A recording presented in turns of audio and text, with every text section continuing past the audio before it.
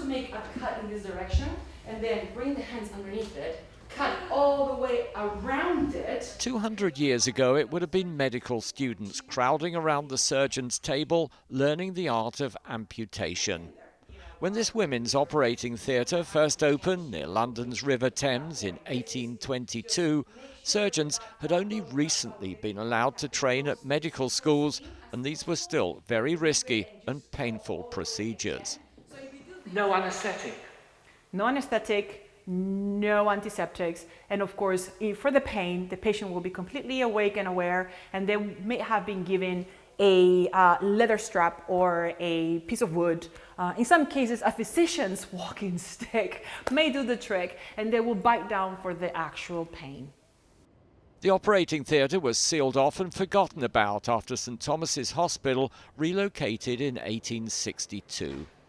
Housed in the attic of the hospital's church, which backed onto the women's ward, it was only rediscovered almost a century later. Today it's a museum located in the shadow of London's tallest building, the Shard.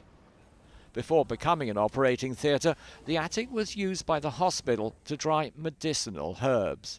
The museum also has a permanent exhibition of how medicine and surgery developed over time.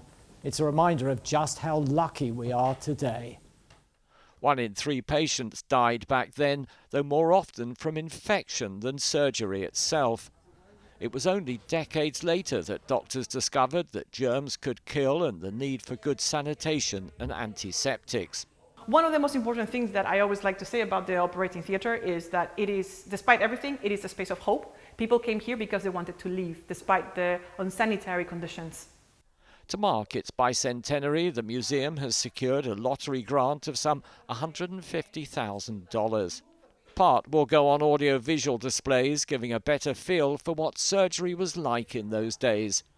The remainder on outreach programs used to help bring the experience and knowledge of early medicine to a wider public.